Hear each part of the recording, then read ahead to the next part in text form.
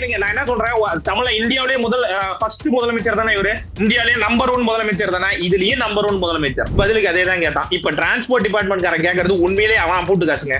Get out Modi அப்படின்னு சொல்றதுக்கு இவர் யாருங்க? இவர் ஒரு மாநிலத்தினுடைய துணை முதலமைச்சர். ஒரு துணை முதலமைச்சர் கோப்புல கையெழுத்து போட்டு தான் வந்திருக்காரு. பதவி பிரமாணம் எடுத்துட்டு தானே வந்திருக்காரு. ஒரு நாட்டினுடைய பிரதமரை கெட் அவுட் மோடின்னு சொல்றதுக்கு இவருக்கு எவ்வளவு தைரியம் இருக்கணும்? சட்டம் ஒழுங்கை கட்டுப்படுத்த இவங்களுக்கு துப்பு கிடையாது. கள்ளச்சாராயத்தை தடுத்து நிறுத்த துப்பு கிடையாது. தயவு செஞ்சு அதை புரிஞ்சுக்கங்க. அவர் ஒரு விஷயத்தை மத்திய அரசு கொண்டு வரக்கூடிய அத்தனை திட்டங்களையும் தமிழக அரசு வேணே செய்யறதுக்கு காரணம் என்ன? இவர்கள் திட்டங்கள் கொடுத்தாங்கன்னா அந்த திட்டங்கள் மூலமாக தமிழக பாஜக வளர்ச்சி அடையும் ஒரே ஒரு நோக்கத்துக்காக மட்டும்தாங்க இதெல்லாம் தடை பண்றீங்க. எதுக்கு? வேற என்னங்க தடை? நான் இன்னொரு சவால் உங்ககிட்ட நேரடியா விடுறேங்க. அடுத்த 30 வருஷத்துக்கு திமுகவோட தலைவர் யாருன்னு எனக்கு தெரியும். அடுத்த 30 வருஷத்துக்கு பாஜகவோட தலைவர் யாருன்னு உங்களால சொல்ல முடியுமா? 30 வருஷத்துக்கு நான் அடுத்து சொல்லுவேன் யார் திமுகவோட தலைவர்னு. 30 வருஷம் 50 வருஷத்துக்கு சொல்லுவேன். வணக்கம் sir, welcome to the show. வணக்கம் வணக்கம் வணக்கம் சுவர்ணா, நீங்களும் வெல்கம் டு தி ஷோ. ஒரு முதல்வரை கெட் அவுட்னு சொல்றது மாநிலத்திலே உட்கார்ந்து சொல்றதுன்னா கொஞ்சமாவது ஒரு நாகரிக அரசியல் வேணும். ஆரம்பிச்சதே திமுக காரன் தான். ஃபர்ஸ்ட் கோ பேக் மோடிங்கிற விஷயத்தை எந்த வருஷம் கொண்டு வந்தாங்க? கோ பேக் மோடிங்கிற விஷயத்தை கொண்டு வந்ததுக்கு அப்புறம் அது அப்படியே இருந்துச்சுன்னா கூட பிரச்சனை இல்லை. இடையில வெள்ளை கொடையை பிடிச்சிட்டு போய் அந்த விஷயத்தை முடிச்சுக்கிட்டாரு ஸ்டாலின். சரி, இதுக்கு மேல நாங்க கோ பேக் சொல்ல மாட்டோம், ஏன்னா இதுக்கு மேல கோ பேக் சொன்னா எங்களுக்கு பிரச்சனை அப்படிங்கிற விஷயத்துல வெள்ளை கொடைய நான் இது வரைக்கும் வெள்ளை கொடை பார்த்ததே இல்லைங்க. சத்தியமா முறையா அன்னைக்கு ஸ்டாலின் கையில தான் வெள்ளை கலர்ல ஒரு கொடை இருக்கு அப்படிங்கறதே நான் அன்னைக்கு தான் கண்டுபிடிச்சேன். இப்படி ஒரு கொடை இருக்கு அப்படின்னு சொல்லிட்டு. ஆனா இப்போ உதயநிதி புதுசா என்ன ஆரம்பிச்சிருக்காரு? நாங்க கெட் அவுட் மோடின்னு சொல்லுவோம்னா ஆரம்பிச்சது உதயநிதி ஸ்டாலின். எங்களுடைய தேசிய தலைவர், நாங்கள் தந்தை போல மதிக்கக்கூடிய எங்களுடைய தேசிய தலைவரை நீங்க சொன்னீங்க அப்படின்னா அதற்குண்டான பதில் உங்களுக்கு கிடைக்கதான் செய்யும். உங்களுக்கு பாருங்க, ஒரு படத்துல சொல்லுவான் தெரியுமா, வேட்டையாடுறவனுக்கு வேட்டைங்கிறது தொழில், ஆனா அந்த புலிக்கு விளையாட்டு மாதிரி. எங்களுக்கு ஹேஷ்டாக் ட்ரெண்டிங்கிறது பாஜக காரனுக்கு அப்படிதான். அது எங்களுக்கு தெரியும். நாங்க இருக்கிற அத்தனை பேருமே சமூக போராளிகள், சமூக ஊடகங்கள்லயும் போராளிகள் தான். அது நாங்க தனியா ஒரு ஐடி விங்குன்னு ஒண்ணு மெயின்டைன் பண்ணுங்கிறதெல்லாம் அவசியமே கிடையாது. இருக்கக்கூடியவன் எல்லாருமே போட்டு அடிப்பான். இன்னைக்கு நடந்திருக்கக்கூடிய ஹேஷ்டாக் ட்ரெண்டிங் அதேதான். 1.1 சொல்லிடுங்க. நான் என்ன சொல்றேன், இந்தியாவிலேயே ஃபர்ஸ்ட் முதலமைச்சர் தானே இவரு. இந்தியாவிலேயே நம்பர் 1 முதலமைச்சர் தானே. இதுலயே நம்பர் 1 முதலமைச்சர். ஹேஷ்டாக் ட்ரெண்டிங்ல இது வரைக்கும் எந்த முதலமைச்சருக்கு இப்படி ஒரு எதிர்ப்பு வந்ததே கிடையாது. இதுலயும் நம்பர் 1 முதலமைச்சர் ஸ்டாலின் தான். அந்த பாயிண்ட் தான் வரேன். மோடி அவர்கள் என்னென்ன குறை இருக்கிறது, என்னென்ன தமிழ்நாட்டுக்கு என்னென்ன வஞ்சனை செய்கிறார் அப்படின்றத பேஸ் பண்ணி அவங்க கெட் அவுட் மோடின்னு சொல்றாங்க. நீங்களே ஒத்துக்கிறீங்க நம்பர் 1 முதல்வர். திருப்பி கேக்குறோம், மோடி என்னங்க குறை செய்யறாருன்னு நானும் திருப்பி கேக்குறேன். என்னங்க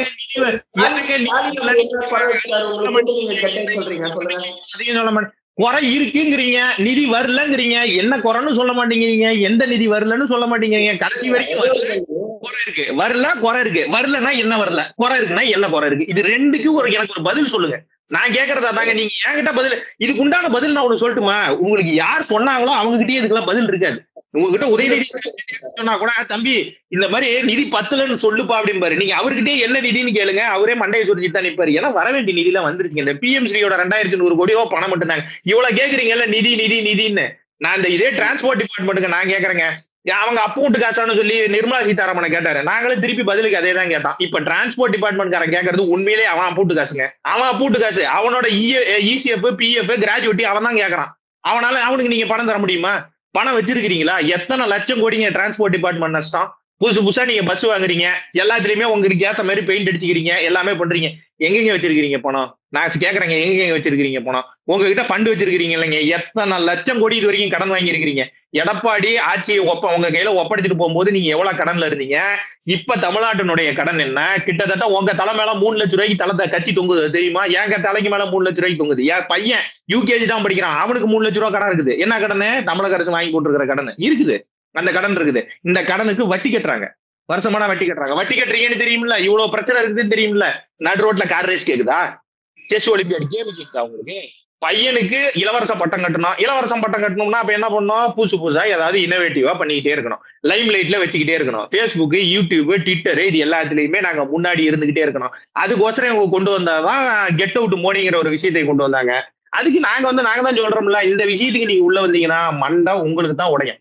ஏன்னா எங்களுக்கு நாங்க தான் சொல்றோம்ல, உங்களுக்கு அது தொழில், எங்களுக்கு அது விளையாட்டு மாதிரி விளையாண்டுட்டு போயிட்டே இருப்போம். தயவு செஞ்சு நாங்க திருப்பி சொல்றோம் பாருங்க, அவங்க ஆரம்பிச்ச ஹேஷ்டாக் ட்ரெண்டிங் எங்களுக்கு உடைக்கிறதுக்கு வெறும் 3 மணி நேரம் தான் ஆச்சு. இதை நான் ஓப்பனா சொல்லுவேன். அவங்க 3 லட்சம் ட்வீட் போட்டிருந்தாங்க. எங்களுக்கு அதை உடைக்கிறதுக்கு வெறும் 3 மணி நேரம் தான் ஆச்சு. இப்ப நம்ம பேசிட்டு இருக்கிற சமயத்துல 12 லட்சம் ட்வீட் போயிட்டு இருக்கு. கோபேக் சாரி கெட் அவுட் ஸ்டாலினுக்கு. இது வரைக்கும் தமிழகத்துல நம்பர் 1 முதலமைச்சர். இது வரைக்கும் இந்தியா பூரா எந்த முதலமைச்சருக்கும் சமூக ஊடகத்துல இப்படிப்பட்ட எதிர்ப்பு வந்ததே கிடையாது. அந்த எதிர்ப்பை சம்பாரிச்ச முதல் மனுஷனு ஸ்டாலின் தான். அதுக்குன்னு சேர்த்து ஊபிஆர் நீங்களும் பெருமைப்பட்டுக்கிட்டாலும் சரி, இல்ல நான் ஊபி இல்லப்பா நான் நடுநிலையாளர்னு சொன்னீங்கனாலும் அதுக்கு நீங்க சந்தோஷப்பட்டுங்க. அவ்வளவுதான். நடுநிலையாளராக இன்னொரு கேள்வி கேட்க வேண்டியது சுபாமன் கிட்ட கேட்கிறேன். கோபேக் மோடி அப்படின்றதுக்கு வந்து 1008 காரணம் இருக்கு. கோபேக் ஸ்டாலின்றதுக்கு அவரே ஒத்துக்கிறாரு நம்பர் 1 முதல்வர் அப்படின்னு ஒத்துக்கிறாரு. அதுக்கப்புறம் என்னத்துக்கு go back Stalin get out Stalin முதலமைச்சரை கலாச்சி பேசுறது கூட உங்களுக்கு தெரியல. ஐயோ நான் இதுல எங்கெங்க போய் சொல்றது? அவரு நான் நம்பர் 1 முதலமைச்சர்னு சொல்றது பாசிட்டிவா சொல்லலைங்க. கொஞ்சம் புரிஞ்சுங்க. அது அவரே ஒத்துக்க மாட்டாருங்க. முதலமைச்சர் கிட்ட போய் நீங்க நம்பர் 1 முதலமைச்சர்னு சொன்னா அவரே கெக்க பெக்கன்னு சிரிச்சுட்டு போயிடுவாரு. அவர் நம்பர் 1 இல்ல அப்படிங்கறத அவருக்கு தெரியுங்க. ஏங்க திருப்பி நம்பர் 1 பிடிச்சி தொங்காதீங்க. அவர் நம்பர் 1 முதலமைச்சர்லாம் இல்லைங்க. வர உங்ககிட்ட திருப்பி வர்றேன். சுவாமி நம்பர் 1 முதல்வர் அப்படின்னா 90% ஆஃப் த வாக்குறுதியை நிறைவேற்றி ஒரு முதல்வரை பார்த்து கெட் அவுட்னு எதுக்கு மக்கள் சொல்ல வேண்டிய அவசியம் என்ன? எனக்கு வந்து என்ன மாதிரி தோணுது, மக்கள் கெட் அவுட் ஸ்டாலின் அப்படின்னு சொல்லி, இது வந்து பாஜக களமாடிய இடம் என்றாலும் மக்கள் வந்து ஒரு கெட் அவுட் அப்படின்னு சொல்லியிருந்தாங்கன்னா முதலமைச்சரை பார்த்து எதுக்காக சொல்லியிருப்பாங்க அப்படின்னு நினைக்கிறேன்னா, கொடுத்த வாக்குறுதிகளை நீங்க நிறைவேற்றல அப்படிங்கிறதுக்காகவும், சட்டம் ஒழுங்கை காப்பாற்றுவதற்கு திருநற்று போயிருக்கீங்க அப்படிங்கிறதுக்காகவும், தமிழகத்துக்கு நன்மை பயக்கும் பல்வேறு திட்டங்களை வந்து நீங்க தொடர்ந்து எதிர்க்கிறீங்க, மத்திய அரசோட ஒன்றிணைந்து அதை செயல்படுத்த முடியல அப்படிங்கிறதுக்காகவும், கனிம வள கொள்ளையை வந்து தடுக்கல அப்படிங்கிறதுக்காகவும், இப்ப நம்ம பேசிக்கொண்டிருக்கும் இந்த நேரத்துல கூட ஒருவருக்கு வந்து கொலை மிரட்டல் விடுத்தப்பட்டு அவர் வந்து போலீஸ் ஸ்டேஷன்ல போய் சரணடைஞ்சிருக்காரு.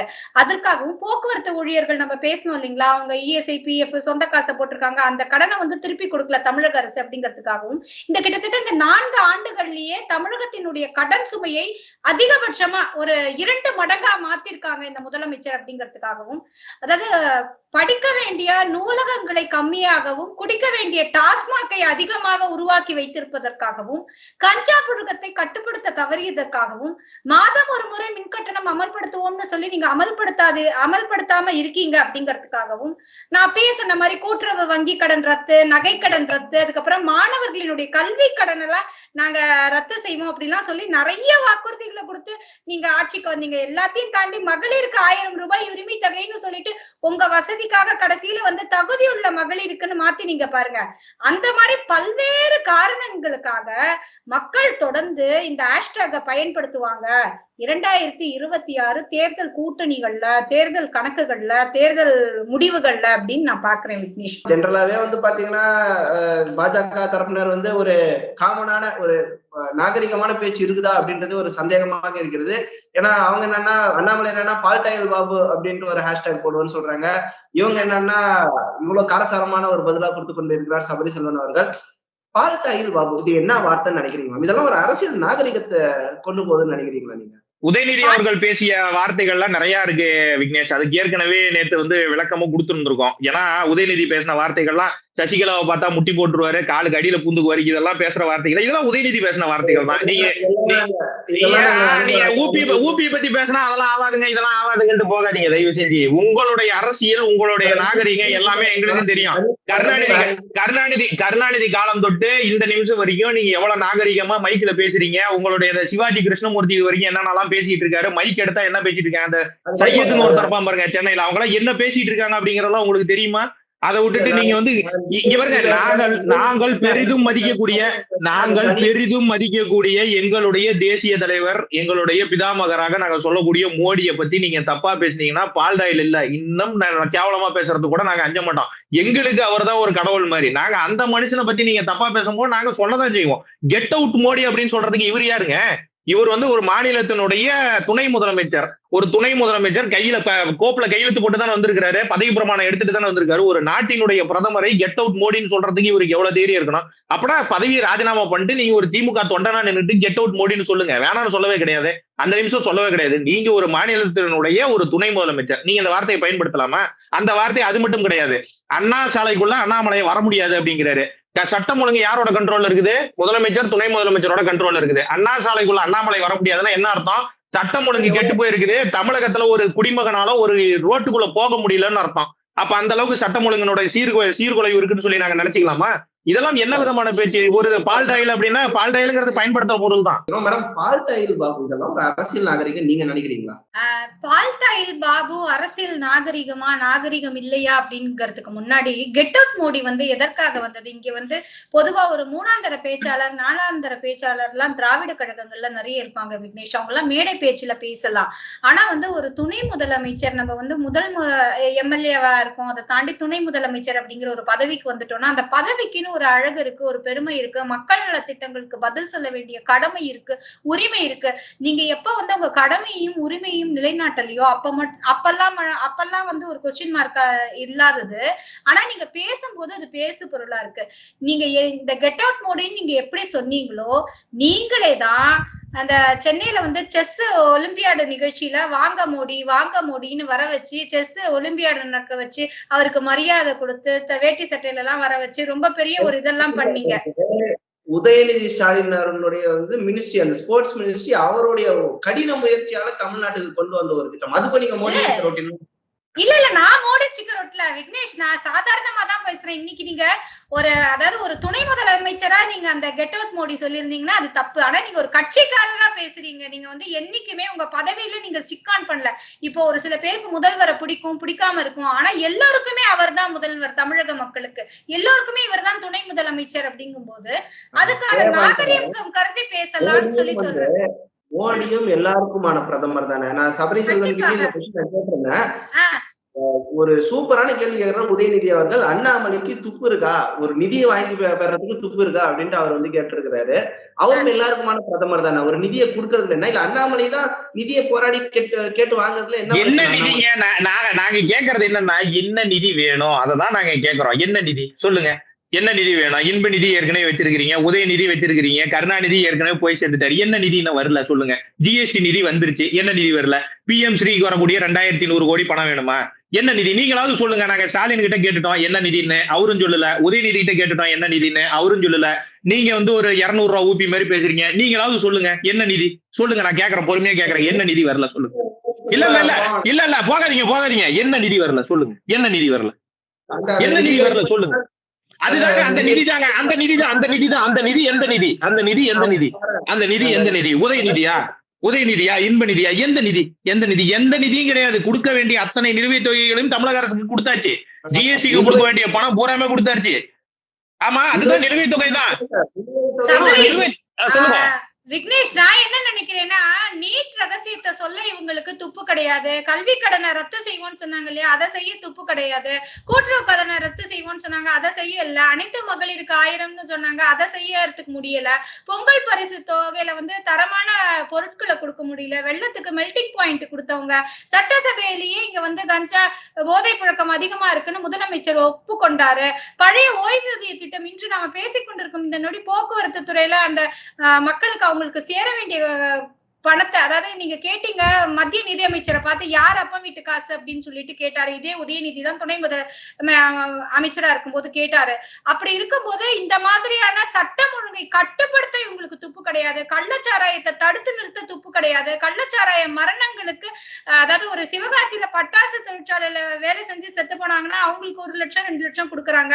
ஆனா அதே கள்ளச்சாராயம், அதாவது பிளாக்ல விற்கிற கள்ளச்சாராயத்தை வாங்கி சாப்பிட்டே இருக்கிறவங்களுக்கு 10 லட்சம் ரூபாய் கொடுக்குறாங்க. சோ இந்த மாதிரி நிறைய துப்புல இருக்கு விக்னேஷ். எல்லாருமே பேசினா பேசிக்கொண்டே இருக்கலாம்.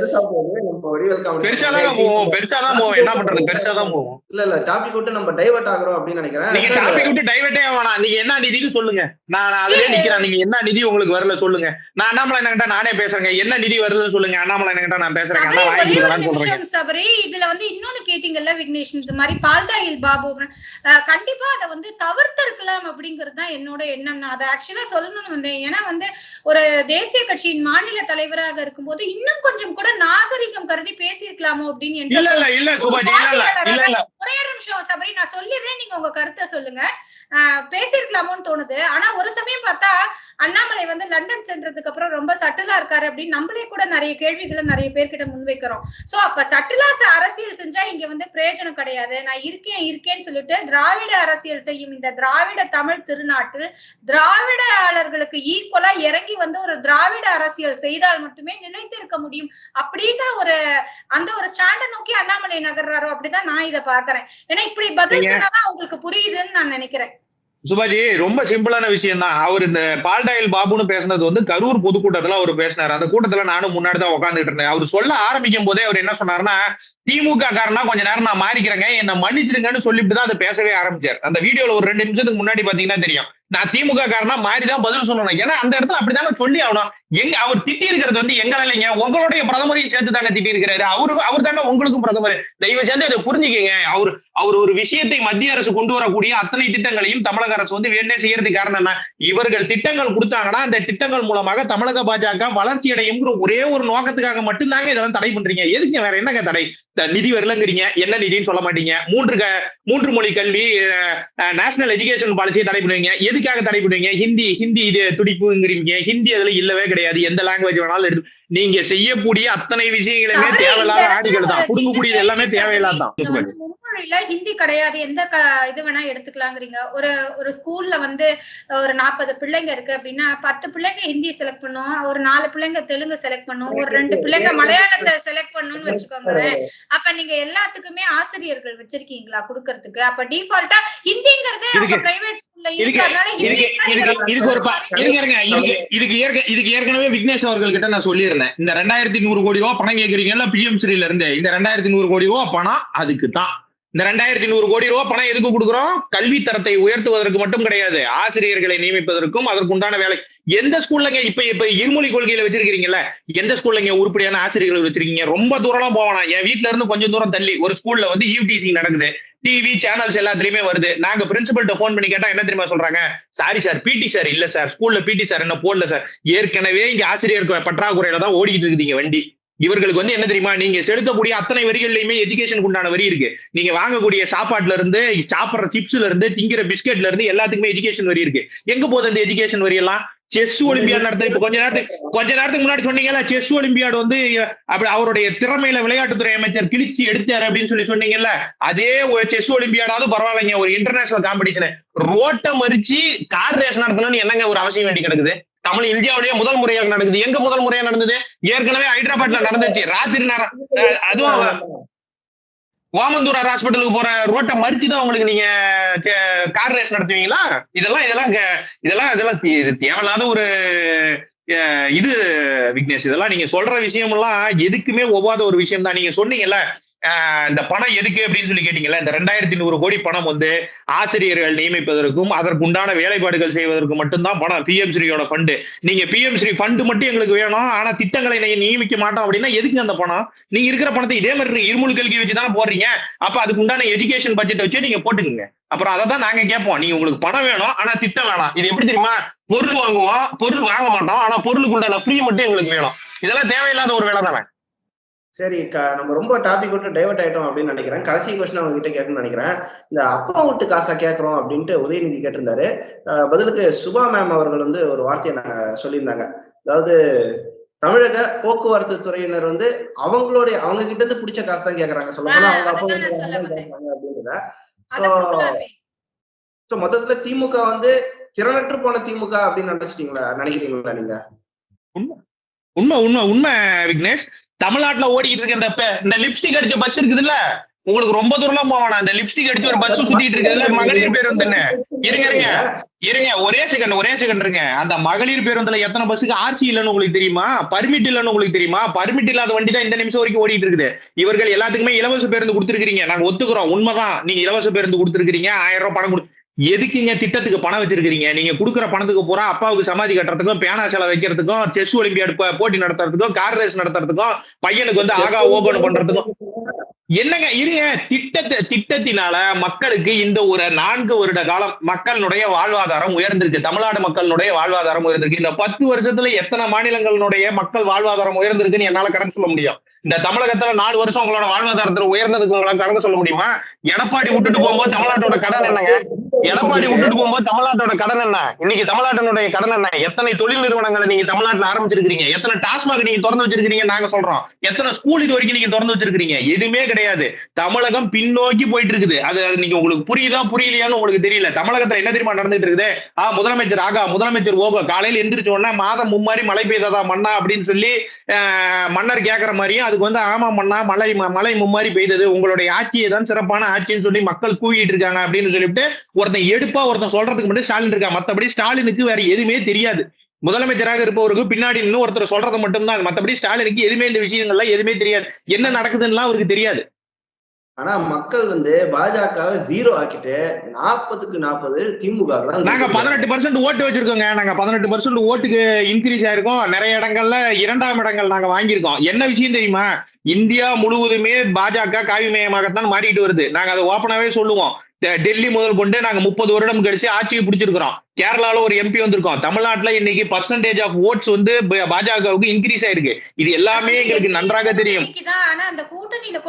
தனிப்படை இருங்க, அது கூட 18 அது கூட 18% வாக்கு. நாங்க தனியாகவே 12% வாக்குகள் நாங்க வச்சிருக்கிறோம். நாங்க இதையுமே தான் சொல்றோம். நீங்க கூட்டணி சொல்றீங்கல்ல, இப்ப திமுக வாங்கின ஓட்டு பூரா கூட்டணி ஓட்டு நாங்க சொல்லட்டுமா? எல்லாம் திருமாவளவன் வாங்கி கொடுத்த ஓட்டு, இல்ல சுபவீரபாண்டியன் வாங்கி கொடுத்த ஓட்டுன்னு சொல்ல நீங்க ஒத்துக்குவீங்களா? அதெல்லாம் இந்த கூட்டணி கீட்டணி அப்படிங்கிற விஷயம் எல்லாம் இங்க சொல்லி வராதீங்க சுபாஜி. எங்களுக்குன்னு தனியா நாங்க நின்ற தொகுதிகள்ல 11% வாக்குகள் நாங்க வாங்கியிருக்கோம். சென்னையில முக்கியமாக ஒரு மாநிலத்துல வந்து மிகப்பெரிய ஒரு வாக்கு சதவீதத்தை வாங்கி இவ்வளவு பெரிய இடத்துல நாங்க வந்து நின்றுருக்கோம். எங்களுக்கு ரொம்ப தூரம் இல்லைங்கிறது எங்களுக்கு தெரியும். ஆட்சியை பிடிப்பதற்கு ரொம்ப தூரம் இல்லை அப்படிங்கிற விஷயம் எங்களுக்கு தெரியும். அதற்குண்டான பயமாகத்தான் எங்களை உண்மையிலேயே பார்க்கிறார்கள். பாஜக ஒரு இடத்துல ஆட்சி அமைச்சிருச்சு அப்படின்னா அந்த இடத்தை அவர்கள் பாஜகவை திருப்பி அந்த இடத்தை விட்டு அப்புறப்படுத்துறது ரொம்ப கஷ்டம். அது எல்லாத்துக்குமே நன்றாக தெரியும். அதே பயம் திமுகவுக்கு இருக்கு. அதே பயம் இல்ல. கரெக்டா இல்ல உண்மை. நீங்க இது சொல்றதெல்லாம் அப்படி எல்லாம் சொல்லவே சொல்லாதீங்க. இது எங்களுக்கு தெரியும். எந்த இடத்தை நோக்கி நாங்கள் சென்று கொண்டு இருக்கிறோம் அப்படிங்கறது வந்து எங்களுக்கு தெரியும். எங்களுடைய மாநில தலைவர் சரியான திசையில தான் போயிட்டு இருக்காரு. நாங்க எங்களுக்கு என்ன தெரியுமா, நீங்க பழைய பாஜகவாக நினைத்து போறாரு சார். அவர் மாநில தலைவரா இருப்பாரா? அதை சொல்லுங்க. கண்டிப்பா இதுல என்ன உங்களுக்கு சந்தேகம் கொண்டிருக்கு? எங்க கட்சியை பொறுத்த வரைக்கும் இதற்குண்டான பதிலை நேத்தே எங்களுடைய மாநில தலைவர் இங்க சேலத்துல பேசும்போது சொல்லியிருக்காரு. இங்க இருக்கிற யார் வேணாலும் மாநிலத்தை எங்களுக்கு தெரியும். இந்த முறை மாநில தலைவராக மீண்டும் அண்ணாமலை அண்ணன் தான் உட்கார போகிறார் அப்படிங்கறதுல நாங்க கொஞ்சம் தெளிவா இருக்கோம். அப்படியே உட்காரலனாலும் அவர் வந்து மினிஸ்டராக தான் போவாரே ஒழிய வேற எதுவும் அதை விட கீழே போக மாட்டாரு. பாஜகவினுடைய காரியகர்த்தா தான். இங்க இருக்கிற யார் வேணாலும் பாஜகவுல மாநில தலைவராக மாறலாம். உங்க கட்சியை சேர்ந்த ஒண்ணு வேணா சேகர் பாபு நாளைக்கு கொண்டு போய் மாநில தலைவரா உட்கார வைங்க. ஸ்டாலின் ஒத்துக்குவாரா? உதயநிதி ஸ்டாலின் உட்காந்துக்குவார். எங்களால இங்க பாருங்க, நான் இன்னொரு சவால் உங்ககிட்ட நேரடியா விடுறேங்க. அடுத்த 30 வருஷத்துக்கு திமுகவோட தலைவர் யாருன்னு எனக்கு தெரியும். அடுத்த 30 வருஷத்துக்கு பாஜகவோட தலைவர் யாருன்னு உங்களால சொல்ல முடியுமா? 30 வருஷத்துக்கு நான் அடுத்து சொல்லுவேன் யார் திமுகவோட தலைவர்னு. 30 வருஷம் வேணா 50 வருஷத்துக்கு சொல்லுவேன். உங்களால சொல்ல முடியுமா? நாளைக்கு இன்னொரு 10 வருஷம் கழிச்சு இன்னும் 10 வருஷம் கழிச்சு அடுத்த 70 வருஷத்துக்கு யார் திமுகவோட மாநில தலைவர்னு என்னால சொல்ல முடியும். உங்களால சொல்ல முடியுமா? என்படி நீங்க குழந்தை பிறந்துச்சுன்னா அவர் தான் மாநில தலைவர்னு சொல்லிட்டு போயிடுவேன். திமுக உங்களால சொல்ல முடியுமா?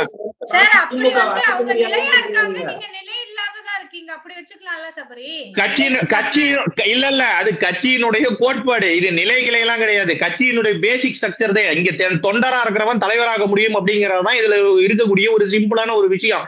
கட்சி வந்து சமூக நீதியை காப்பாத்துறோம் அப்படிங்கிற ஒரு விஷயத்துல போலியான பின்பத்தை எல்லாம் கொண்டு போயிட்டு இருக்கிறாங்கல்ல. நான் திருப்பியும் கேக்குறதாங்க, திருமாவளவனுக்கு தனி தொகுதியை தாண்டி ஒரு பொது தொகுதி ஒதுக்குங்க. உங்களால முடியுமா?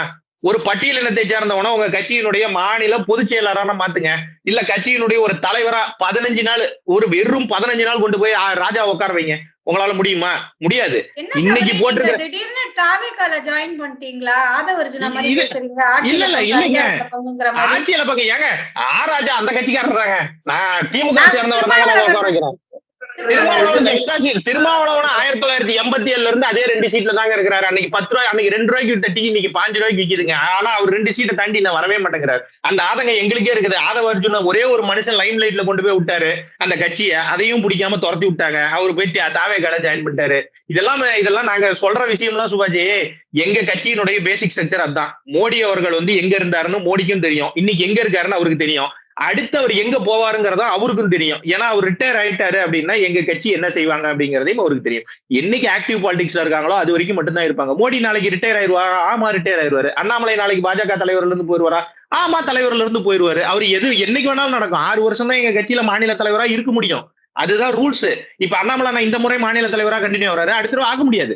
6 வருஷத்துக்கு அப்புறம் புதுசா தான் நீங்க மாநில தலைவர் போட்டாகணும். அது எங்க கட்சியுடைய பைலா. அந்த பைலாவை யாரா இருந்தாலும் ஃபாலோ பண்ணணும். நாங்களும் அதே மாதிரிதான் மாவட்ட தலைவரா 3 வருஷம் இருக்கமா, 6 வருஷம் இருக்கமா, 6 வருஷத்தை தாண்டி ஒரு நாள் நாங்க மாவட்ட தலைவரா இருக்க முடியாது. அது எங்களுக்கு தெரியும்.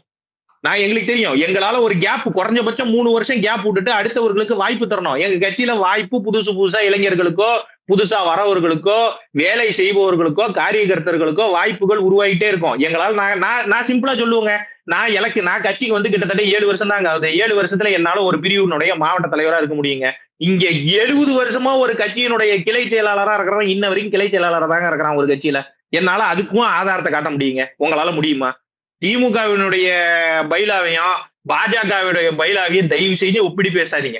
ரெண்டும் மலைக்கும் மடுவுக்கும் உண்டான வித்தியாசம் தானே ஒழிய இதெல்லாம் கம்பேர் பண்ற விஷயமே கிடையாது. இது கம்பேர் பண்ண முடியாதனாலதான் இன்னைக்கு காங்கிரஸே நம்ம இந்தியாவை விட்டு பூரா தொடச்சி எறிஞ்சிட்டு வந்துட்டு இருக்கிறோம். இதுக்கு காரணமே எங்க கட்சியினுடைய ஸ்ட்ரக்சர். அந்த ஸ்ட்ரக்சரை பத்தி மட்டும் தயவு செஞ்சு பேசாதீங்க. இந்த ஸ்ட்ரக்சர் மாதிரி உலகத்துல எந்த கட்சிக்குமே ஸ்ட்ரக்சர் கிடையாது. நன்றி சார். அதாவது பாஜகவை பற்றி கேட்ட கேள்விக்கு பாஜகவோடு நிற்காமல் திமுகவை தாக்குவதே ஒரு பணியாக இந்த வீடியோல வந்து சிறப்பா செஞ்சிருந்தீங்க. அது ஏன்னு நமக்கும் புரியல. எனக்கும் ஊபி பட்டம் கிடைத்துதான் மிச்சமாக இருக்கிறது. அண்ட் மிகுந்த காரசாரமான ஒரு விவாதமாக இருந்தது. உண்மையில் மிக நன்றி சார். சபரி அவர்களுக்கும் மிக நன்றி, சுபா அவர்களுக்கும் மிக நன்றி. நன்றி சுபாஜி. நன்றி விக்னேஷ். தேங்க்யூ.